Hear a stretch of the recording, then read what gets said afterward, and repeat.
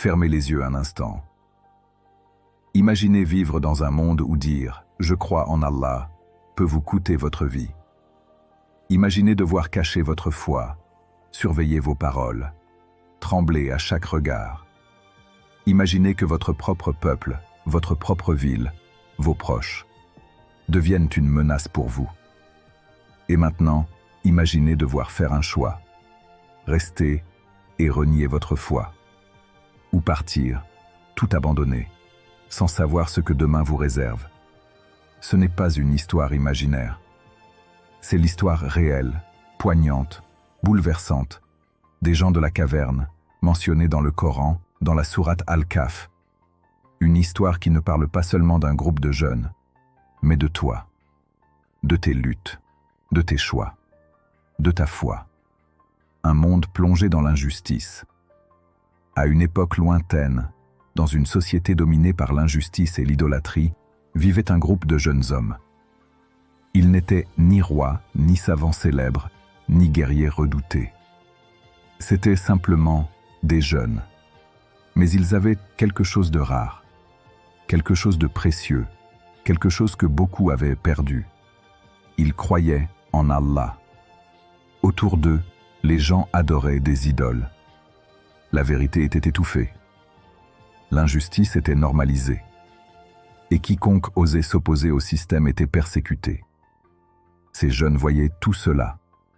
Ils ressentaient ce malaise intérieur, cette douleur silencieuse, ce décalage entre ce que leur cœur savait être vrai et ce que le monde leur imposait. Et peut-être que toi aussi, tu ressens cela parfois. Quand tu veux rester droit dans un monde tordu, quand tu veux être sincère dans un monde d'apparence, quand tu veux plaire à Allah, alors que tout autour de toi te pousse à faire l'inverse, le courage de dire non. Un jour, ces jeunes prirent une décision. Ils se levèrent, non pas avec arrogance, mais avec conviction, et déclarèrent « Notre Seigneur est le Seigneur des cieux et de la terre.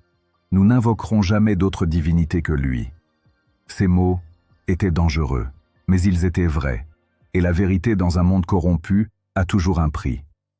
Leur peuple ne les applaudit pas, leur peuple ne les comprit pas, leur peuple les menaça, car suivre la vérité ce n'est pas toujours populaire, c'est souvent solitaire. Quand rester devient impossible. La pression augmenta, les regards changèrent, les menaces devinrent réelles, le danger, imminent. Ils comprirent alors une chose essentielle. Parfois, pour préserver ta foi, tu dois t'éloigner. Pas fuir par faiblesse, mais partir par conviction. Alors ils firent un choix que peu auraient le courage de faire. Ils quittèrent tout, leur maison, leur confort, leur statut, leur sécurité. Ils partirent sans plan détaillé, sans garantie, sans certitude. Sauf une. Allah, la caverne, refuge ou abandon. Ils se dirigèrent vers une caverne, un endroit sombre, froid, isolé. Ce n'était pas un palais, ce n'était pas un refuge confortable. Extérieurement, cela ressemblait à une perte. Mais en réalité, c'était un honneur, car ils avaient choisi Allah au-dessus de tout. Et lorsqu'ils entrèrent dans cette caverne, ils firent une invocation qui résonne encore aujourd'hui. Ô notre Seigneur, accorde-nous de ta miséricorde et assure-nous la droiture dans notre affaire. C'est tout ce qu'ils avaient, une foi sincère, une invocation profonde. Et Allah entend toujours. Le miracle qui dépasse l'imagination. Ce qui va se passer ensuite dépasse toute logique humaine. Allah les fit dormir, pas quelques heures, pas quelques jours, mais des années, des décennies, des siècles. Le temps passa, mais eux restèrent protégés. Le soleil se déplaçait autour d'eux sans les toucher directement. Leur corps était préservé, ils étaient retournés de droite à gauche. Et à l'entrée de la caverne, leur chien veillait. Un simple chien, mais mentionné dans le Coran. Pourquoi? Parce que même accompagner les gens de foi est un honneur. Le réveil, un nouveau monde. Après des centaines d'années, ils se réveillèrent. Pour eux, cela semblait être un jour, ou une partie de journée. Ils avaient faim. Ils se regardèrent. Le monde semblait calme. Alors ils décidèrent d'envoyer l'un d'eux à la ville, avec de l'argent, pour acheter de la nourriture. Mais avec une instruction claire, sois discret, ne laisse personne savoir qui nous sommes. Car dans leur esprit, le danger était toujours présent, le choc de la réalité. Lorsqu'il arriva en ville, tout avait changé. Les visages étaient différents, les vêtements avaient évolué, les bâtiments transformés. Et surtout, la foi qu'ils avaient défendue était devenue acceptée. Leur histoire, autrefois condamnée, était désormais honorée. Mais lorsqu'il donna son ancienne monnaie, les gens furent choqués. D'où venait cet argent? Qui était cet homme? Petit à petit, la vérité éclata. Ces jeunes étaient les mêmes dont l'histoire avait traversé les générations. Allah les avait préservés comme un signe que sa promesse est vraie, un signe que la résurrection est réelle, un signe que la foi sincère n'est jamais perdue. Le retour à Allah. Lorsque leur histoire fut révélée, les gens furent bouleversés. Certains voulaient construire un monument, d'autres débattaient sur leur nombre.